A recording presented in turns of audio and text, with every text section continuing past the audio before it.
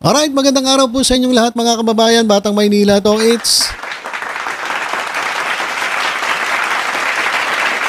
Ito pong si Baste Duterte ay bumanat na naman mga kababayan. Ang dami niya pong sinasabi laban po kay Presidente Bongbong Marcos at maging kay General Torre. Pero yan naman ay binara. Sinagot po yan ni PCO Undersecretary Claire Castro. Pakinggan muna natin itong sinabi ni Baste Duterte mga kababayan. Pagkakasibak po kay Diwata na nabanggit sa kanya. O yan, narinig nyo yung boses. Si Harry Roque. Wala na, naging reporter na. yan, naging reporter na si Harry Roque. Siya na yung nag-i-interview kay Baste Duterte. Wala na kasing trabaho eh. Ayan ang trabaho niya ngayon, mag-interview kay Baste Duterte. Oy, Harry Roque, pinagagawa mo dyan? Bakit ikaw na nag-interview kay Baste Duterte?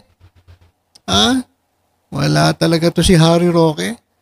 Dati kilalang international law expert. Diba? International law expert yan eh. Alam ko, human rights lawyer ata ito si Harry Roque. Pero ngayon, reporter na. Naging reporter na, naging vlogger na, etong kupal na to. O siya yung nagtanong kay Baste Duterte. Ano raw masasabi ni Baste Duterte dito sa pagkakasiba kay Torre? Tawag niya nga kay Torre, Diwata eh. Kala naman siya pagka-pogi-pogi. Naklang teteng ka, Harry Roque. Sinasabi mo Diwata si Torre, ba't ikaw? Alam mo, pogi-pogi mo, hindi ka naman pogi. Akla ka naman. Diba? At least si Torre, sinasabi mo Diwata, astig naman yan. Matipuno.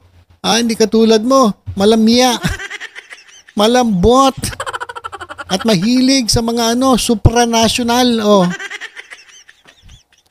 Sobra naman to si Harry Roque. Diwata daw. Kung Diwata si Torre, ikaw ano ka kaya? Baka tikbalang. Tikbalang o manananggal. Manunupsup. Manunupsup ng lakas. Ayun po si Harry Roque. Bisit na yan. Kung di ko nabanggit, actually, wala rin naman talagang pakialam na sa tao na yan. Wala daw pakialam si Baste Duterte kay Torre. Ang dami-dami mga sinasabi. Masyado kang affected kay Torre, sasabihin mo ngayon, wala kang pakialam. Ito talaga, mga pare-parehas ang style na ito mga to eh. Diba? Yung mga sinasabi ni Bato, naawa daw siya kay Torre. Ito naman si Baste, wala naman daw pakialam kay Torre. So yung mga style nito, bulok eh. Mayor, tinanggal po si General Torre as PNP chief. Sa tingin po ninyo, Mayor, diversionary tactic ba ito ng administrasyon? Hindi ko talaga alam. Pero lilipat lang siya sa ibang department? No, hindi talaga. Kasi kung naging chief PNP ka na, tingin ko, demoted talaga siya. Because wala nang mas mataas pa dyan sa pagkapulis mo. Diba? Hindi ka naman pwede ilagay sa ibang appointed position. Like NBI. Yan naman yung appointed ng... Hindi raw pwede si Torre sa NBI, sabi ni Baste Hindi ko alam kung anong basihan niya. Paano niya nasabi na hindi raw pwedeng i-assign si Torre sa NBI. Dahil parang kapag ikaw ay in-assign na sa NBI chief, parang demotion. Kaya ang payo ko kay General Torre mga kababayan, sabi ko nga mag-retire na siya bilang pulis. Meron namang early retirement At least nakapag-retire ka na merong 4 na star, 4-star general ka.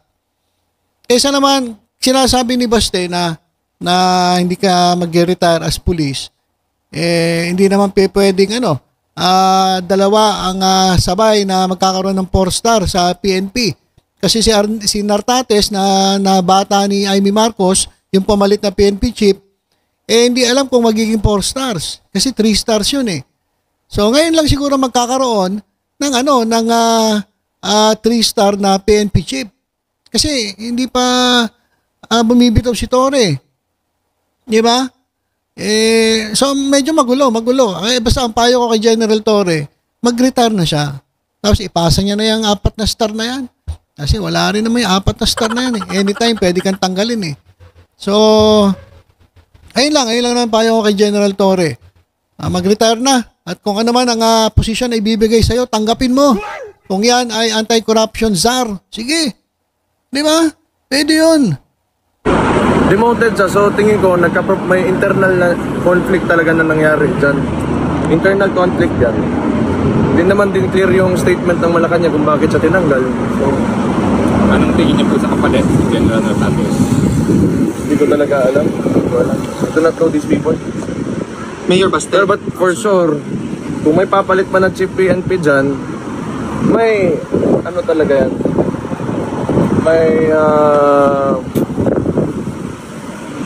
order talaga yan na puntiryahin tayo. Eh naman lagi eh. Hindi ka naman maging Chief PNP pag wala kang gagawing katarantaduhan against sa aming mga Duterte o sa mga supporters natin. Okay, so ito, nagmamarites na. Pinagbibintangan niya si Nartates na siya, itong si Nartates ay inassign ng Pangulo para gipitin itong mga Duterte. Kasi yun daw ngayon ang trabaho ng PNP chief. Hindi ka na magiging PNP chief kung hindi mo babanatan ng mga Duterte. Pero ako, duda ako dyan sa sinabi ni Baste Duterte kasi unang-una si Nartates, sabi ko sa inyo, ay talagang bata yan ni Amy Marcos. Kakampi nyo si Amy Marcos eh. O paano kayong babanatan ni Nartates? Mas nakakatakot nga si Nartates eh.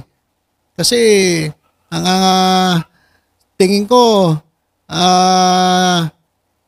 alanganin eh. Yung kanyang loyalty between President Marcos and Amy Marcos. So abangan na lang natin si Nartates. Hindi pa naman natin nakikita kung paano to magtrabaho.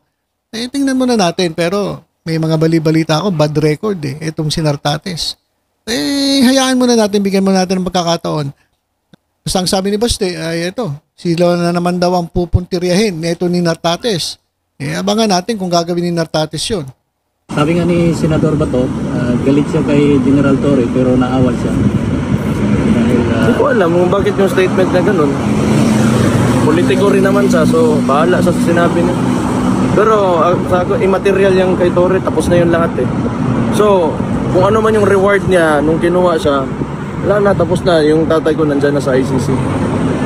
Mayor Baste, do you think that yung pagkasima kay General Torre is to divert the attention of the public doon sa issue ng anomalous flood control projects right now? Hindi naman siguro. Mas more on tingin ko talaga internal conflict yan kay Torre. Hindi sila nagkakasundo kasi nagsimula na yun nung kay Remulla, di ba? Nagkakasagutan sila. Hindi mo naman din masasabi na diversionary tactic because the President himself ay ginagamit niya yung flood control projects na PR niya. So I think it's blowing up on his own face right now. Siguro pwede. Kasi gusto niya maging parang tagapagsalita ng mga nangyayari sa flood control projects, and yet going back sa sinabi ko yesterday, responsibilidad niya naman talaga yon. Dapat in the first place he did not allow it to happen. Yun naman talaga dapat yung Mayor Baste, on a different matter, what is your comment about Alright, ayun, sabi niya, itong ginagawa daw ni Presidente Bongbong Marcos, itong kanyang pagbulgar sa katiwalian dyan po sa DPWH ay isang PR stunt.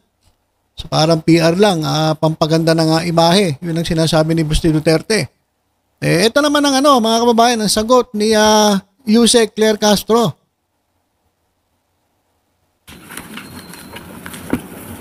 Magandang umaga po, Yusek. Yusek, tungkol po kay General Torre, ano po yung posisyon na sinasabing pwedeng ialok ng Pangulo kay General Torre? Hindi pa po. Okay. So ito ito yung sure ball na, kumpirmado na. Meron pong inaalok ang Pangulo Bongbong Marcos kay General Torre, mga kababayan. Sigurado na po yan. Kaya lang hindi pa nagsasalita ang Malacanang kung ang saan. So, wait and see lang muna tayo, mga kababayan. Pero yung sinasabi ni Baste Duterte na demoted itong si Torre, hindi natin alam kung anong posisyon. Kung secretary, hindi siya demoted. Diba? Kasi ang secretary, tingnan mo si Remulla, mas mataas siya sa PNP chief. Hindi demotion yun. So kung naging secretary ito, ayun nga hindi sinasabi natin naririnig ko anti-crime czar, anti-corruption czar. Pwede. Mas mataas 'yun kaysa sa hepe ng PNP. 'Di ba? Kasi ang PNP hawak mo, ilan lang hawak mo eh. Hindi mga hawak yung ibang mga ahensya, hindi katulad nung ng anti-corruption czar. Hawak mo pati NBI, pwede mo hawakan, PNP. Di ba? So hindi demotion 'yun. Actually, 'yun ay promotion. Kaya itong mga nagtatawa, si Banatbay, si Butike, si Salsal Panelo, ano sinasabi kay Torre, abang-abang lang kayo. Ito mga kababayan, ito yung konfirmasyon na meron talagang posisyon naka-ready para kay Torre, at hinihintay lang kung ito ay tatanggapin ni former PNP chief. Po natin maisisiwalat ang detalye patungkol po dito. Pero confirm po na may inaalok pong posisyon. But may we know the reason or what convinced the President to relieve General Torre as PNP chief? We all know na nagkaroon po sila ng issues between NAPOLCOM and General Torre. But what really convinced the President to remove him? Maliwanag naman po siguro ang pagkakasabi ni Secretary John Vic Rimulya kahapon. At mayroon mga issues na hindi na pagkasunduan. At we just have to respect the wisdom of the President on this matter. Sorry, just one quick follow-up po. Pero ganun po ba katindi yung naging issue? Because despite the things that were accomplished by General Torre, he led the arrest of former President Duterte, kay Pastor Kibuloy, and this messy transition could have been prevented if the position was announced first, the new position was announced first before he was relieved. So, what really happened? Huwag naman natin masabi nagkaroon ng messy transition because nagkausap naman po sila at alam po natin na naiintindihan ni General Torre kung ano yung naganap at nirerespeto rin po niya kung ano po yung naging desisyon ng Pangulo. Sorry ma'am, alam ko hanggang 2 questions lang, but quick follow-up. Is it a cabinet position po yung i-offer kay General Torre? Ibibigay po namin na detalye kapag po naayos na po at nabigay na po ang pagsang-ayon ni General Torre. Okay, salamat. Okay, so hindi pa sinasabi pero cabinet position ba? Ibig sabihin magiging parte ng gabinete si Torre? Demotion ba yun kung sakali? Hindi demotion yun. Yun po ay promotion. Pero mo, miyembro ka ng gabinete ng presidente ng Pilipinas. Hindi pa natin sure kung yung cabinet position nga. Pero sa tingin ko sangiti ni Yusek Claire Castro, pwede. Po Yusek. Thank you. Luisa Cabato, Inquirer.net. Good morning po, Yusek. Ano pong reaksyon ng Malacanang sa sinabi ng Makabayan Bloc na yung pagkaalis po kay Torres sa posisyon shows that there are widening cracks sa Marcos administration? Hindi po yan nangyayari at hindi po yan ang nakikita natin dahil sabi nga po natin si General Torre ay napakagaling na public servant at maaari po pa rin siyang magsilbi sa bayan. So hindi po natin nakikita na kung ano yung nakikita ng Makabayan Bloc. Thank you. Tristan Adalo, Newswatch Plus. Hi Yusek, good morning po. Si Davao Acting Mayor Baste Duterte sa isang interview po sa The Netherlands ay kinwestiyon yung motive ng flood control probe ng Marcos administration. He even said that it is a PR stunt kasi ginagawa niyang press release yan ngayon, PR stunt niya ngayon yan, arguing that Marcos cannot escape accountability after 3 years in office. So maybe the question is, how does Malacanang want to assure the public that this probe is not just for image cleansing? Sino po yung sinabi niyong public official? Mayor Baste po. Nasaan po siya ngayon? As mga sar na ito ni Claire Castro. Parang hindi niya narinig yung tanong pero alinaw-linaw naman, di ba? Sino yung sinasabi niyong nagsalita? Sa acting Mayor Baste Duterte. Nasaan daw? Nasaan ba si acting Mayor? Sa The Netherlands. Wala po sa Davao City. Okay. Ay, ang galing mo talaga mga sar, Claire Castro. Kaya bilib ako kay Madam Claire Castro simple. Simple lang pero ang lakas mga sar sabi niya, sino yung nagtatanong? Acting Mayor? Nasaan ba si acting Mayor? Nasa po, sa The Netherlands. Wala sa Davao. Sabi ni Claire Castro? Kung sinasabi niya po na ito'y PR stunt, manood na lamang po siya. Ayan. Simpleng sagot. Kung sinasabi mo na PR stunt, manood ka na lang. Panoorin mo na lang yung nangyayari. Kasi parehas lang kayo ng kapatid mo no? Imbis na magtrabaho dyan sa inyong lugar, sa lalong-lalo na, ito si Basti Duterte, acting mayor ng Davao, pero nasaan? Nandun sa Netherlands. Tapos pagdating doon, magpapa-interview kay Harry Roque. Anak ng teteng yan. Ito, wala talaga sa ayos Imbis na magtrabaho ka na lang, Sir Basti Duterte, mas maganda pa, nakatulong ka pa sa constituents mo.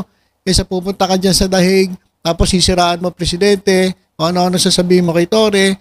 Unang-una, parang di ba? Ang hirap kasi magsalita kapag ikaw mismo may issue. Di ba? Okay, sana maraming tao maniniwala sa'yo kung ikaw ay malinis at talagang ikaw ay naglilingkod sa bayan. Pero biruin mo, nasan ka ba? Wala ka sa Davao. Ang daming problema sa Davao, nandiyan ka sa The Netherlands. Sara Duterte, ganun din. So parang walang credibility. Parang walang say-say yung mga sinasabi nila. Di ba? Kasi yung presidente tinitira nila, nagtatrabaho. PR stunt ba yun? Pampapogi ba yun? Tingnan natin, manood muna kayo. Manood lang kayo, tingnan ninyo kung ano mangyayari. Baka magulat na lang kayo, yung kapatid nyo, na si Pulong Duterte, ay iniimbestigahan na. Tapos magugulat kayo, sino mag-iimbestiga? Si Tore pala. Patay kayo. Di ba? May position baka ang imbestigahan si Pulong Duterte, yung 51 billion flood control project niya sa Davao. Baka magulat kayo, ang mag-iimbestiga si Tore. Di ba? Kaya kayo mga didilis kayo, huwag kayong basta-basta magsasalita ng kung ano. Baka magulat na lang kayo. Basta ang sigurado ngayon ay merong posisyon si Tore. Hinihintay na lang at kukumpirmahin yan mismo ni Madam Claire Castro kapag okay na. Nagkasundo na ang presidente at si Tore. At doon naman sa flood control, abang-abang lang. Madaming mananagot dyan. Lalong-lalo na pag kinuha kong investigator dyan sa mga technical team na mga investigasyon, dyan sa mga flood control projects. Ako, sukatin ko lang yan. Pag mali sukat yan, bagsak.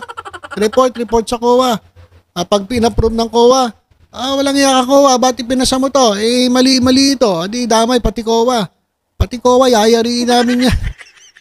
General Tore. Basta, just call me and I'll be there. I'll be there. Okay. So ilang mga kababayan, ayan sinopla na naman, binara na naman, barado na naman. Ito si Basti Duterte dito kay Claire Castro. Kasi naman, bago naman kayo magsalita, tingnan nyo muna yung sarili ninyo. Siguraduhin nyo na malinis kayo, maayos ang trabaho ninyo bago kayo magdadadakdak. Kasi kapag puro kayo paninira, wala naman kayong ginagawa, bumabalik lang sa inyo yung sinasabi ninyo. Diba? So ilan po muna mga kababayan, tutok-tutok lang po dito sa Batang Maynila to sa iba pang updates. Ingat po tayong lahat. God bless po.